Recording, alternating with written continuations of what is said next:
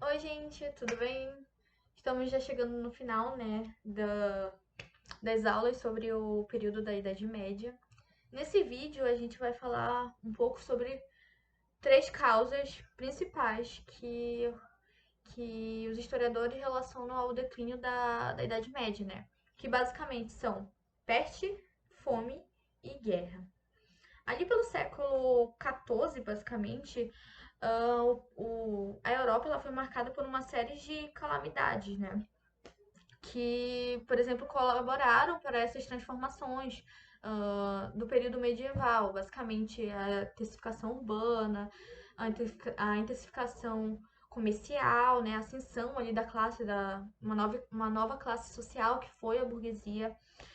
Então, esses acontecimentos, de alguma forma, fizeram que o período ali do feudalismo, né, o feudo, foi se expandindo, foi se intensificando e ao mesmo tempo ele foi ah, conhecendo aos poucos o seu declínio.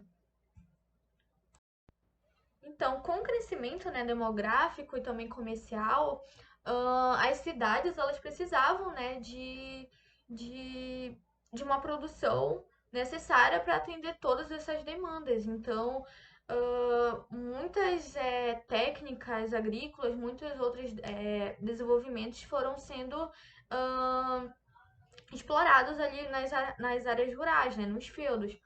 Então, como eu já havia falado, essas novas técnicas, a irrigação, o sistema trenal e a drenagem, transformaram essas terras que estavam sendo exploradas, ah, caracterizando essas terras também como terras muito inférteis, digamos assim. Porque quanto mais gente estava nascendo, mais gente estava precisando se alimentar, mais terras estavam sendo exploradas. Então, uh, ali os feudos, aquelas áreas, estavam começando a, a conhecer um período super tenebroso, que foi um período onde houve muita, muita fome.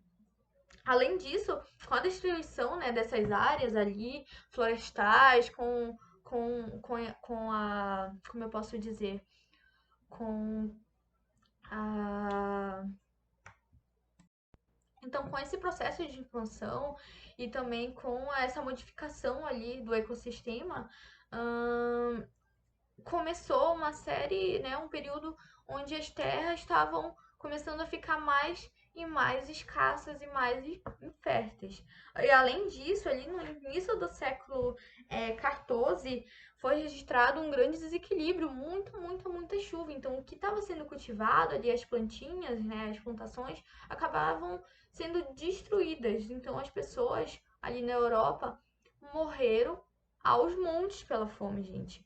Então a gente tem muito aquele pensamento que naquele período ali, por, é, por ter a base da economia, uma base baseada na agricultura e com o desenvolvimento de várias técnicas agrícolas, que as pessoas não passavam fome. Não, muita gente morreu. Basicamente, uh, um terço da população ali naquele período estava morrendo de fome, era muita gente mesmo. Então, isso acabava desencadeando também nas revoltas camponesas. Os camponeses, é, pelas suas más condições, por estar morrendo, por estar passando nesse período, acabavam se revoltando, porque mesmo eles passando por esses problemas, eles estavam continuando pagando aquelas taxas, né, que eu havia falado, que eram impostas pelos senhores feudais. Então isso para eles era revoltante, né? Tava todo mundo morrendo, eles estavam vendo os seus filhos, seus pais, suas mães morrendo por fome, por simplesmente fome. Então, isso foi uma das principais causas, né, a fome do declínio, desculpa, da Idade Média.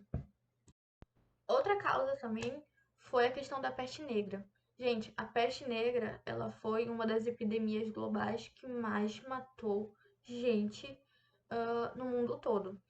E ela começou basicamente ali foi a partir do século VI e foi até basicamente o século XIV, por aí, século XV. Então ela durou por vários séculos. Mas o que foi a peste negra, né? Alguns historiadores acham essa epidemia surgiu ali pela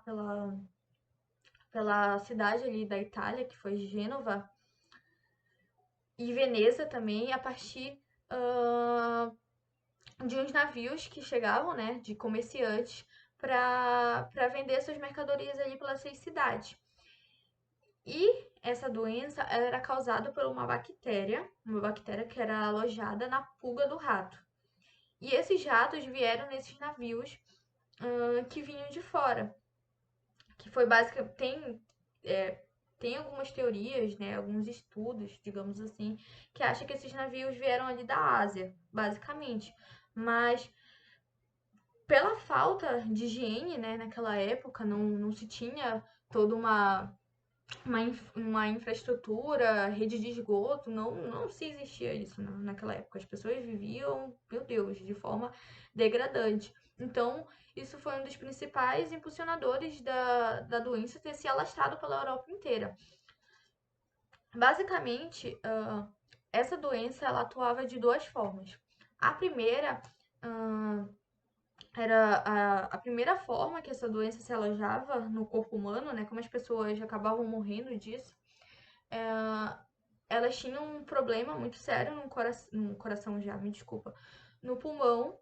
E por uma semana ali elas ficavam tossindo aquele sangue, aquela secreção, sabe? E a partir desse tossir que quem estava perto acabava pegando a doença. Outra forma, que é a forma mais terrível e a mais conhecida, foi a partir da doença, no corpo iria se criando umas feridas muito feias, pretas, sabe? Escuras na pele, onde se tornavam bolhas e essas bolhas iriam estourando e era terrível, era uma dor insuportável para quem acabava pegando a doença, né? A doença dessa forma ia se desenvolvendo, então era horrível. Era basicamente 2 semanas a pessoa ali sofrendo com aquelas bolhas, né? Que é os bulbos.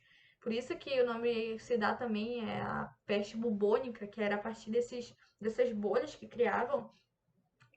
E a pessoa iria sofrendo, sofrendo e terminava dessa forma.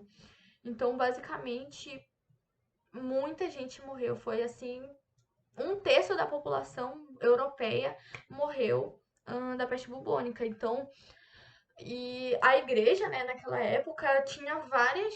A igreja colocava basicamente culpa ou uma justificativa disso estar acontecendo porque as pessoas estavam pecando. Então, era uma forma. Uh, era justificada através da doença. Então, as pessoas já não estavam mais acreditando, porque mesmo que a igreja estava falando essas coisas relacionado a Deus, né, de ser algum tipo de penitência de um pecado que as pessoas estavam cometendo, quando a coisa estava feia, estava ruim mesmo, os padres, né, ali que iriam nas casas, iriam orar, enfim, para aquelas pessoas que estavam cometidas dessa doença, acabavam fugindo quando estava acontecendo isso, porque era uma doença viral, né? Era transmitido pelo ar. Então, quando a coisa estava feia mesmo, eles, ó, corriam mesmo, se acabavam se fechando, nobres, né? Ali os senhores feudais iriam para lugares bem distantes, como é que eu posso dizer? Ficar uma forma de ficarem longe mesmo da doença. Então, os camponeses ali, que eram os que mais estavam sendo ferrados, né? Apesar de que a doença ela não escolhe classe, né? Era qualquer pessoa podia pegar. Se tu tivesse contato com uma pessoa que tinha a doença, tu podia pegar normalmente. Mas os camponeses que não tinham tantas condições assim, e normalmente na casa de um camponês morava, sei lá, 15, 20 pessoas, era muito rápido da doença pegar. Então as pessoas estavam desacreditadas mesmo. E isso foi uma das piores epidemias, né, que o mundo conheceu. Hoje, a gente, por exemplo, a gente está vivendo a epidemia do coronavírus, né, gente? E imagina, parecido, muita gente morreu. Muita gente morreu.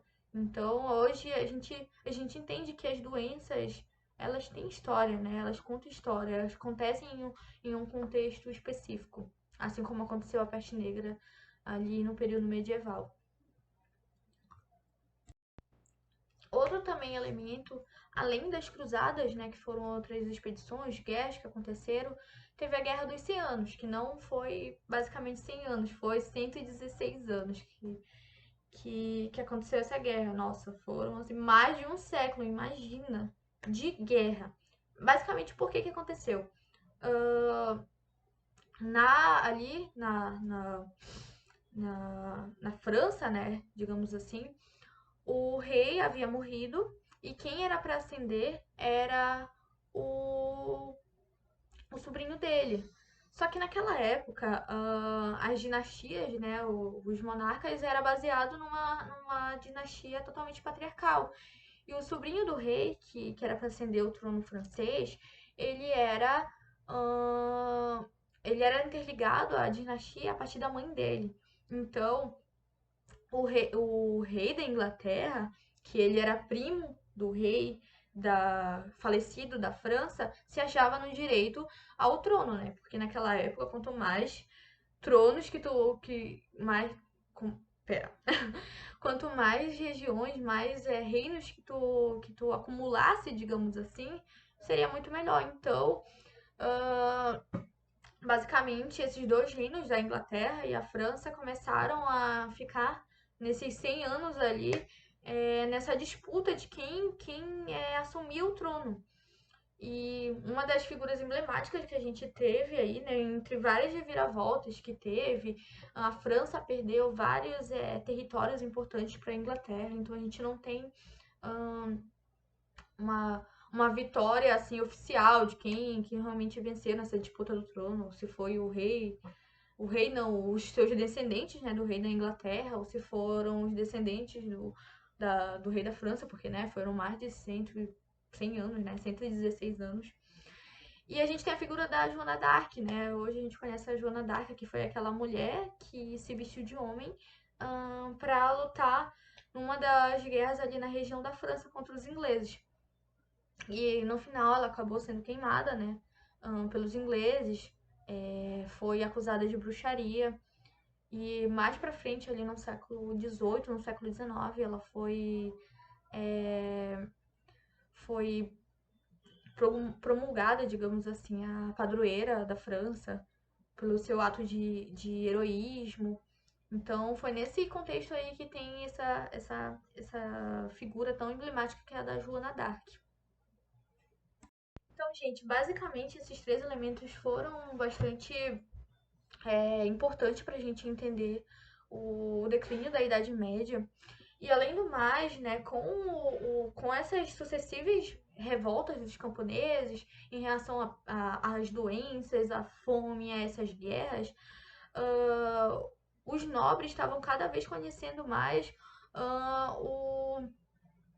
a, a diminuição, né, do seu poder em seus feudos. Os senhores feudais não estavam mais dando conta dessas revoltas camponesas. Então, foi a partir disso que alguns reis da Europa, ali dos feudos, que tinham seu poder maior, começavam a se unir, a unir a nobreza ali em volta de si.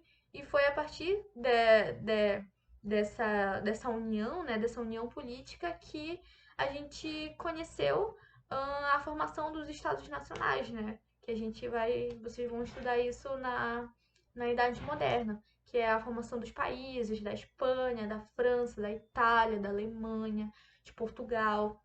Então foi a partir, né, de um contexto de uma política totalmente descentralizada, né, entre aqueles feudos e com essa ameaça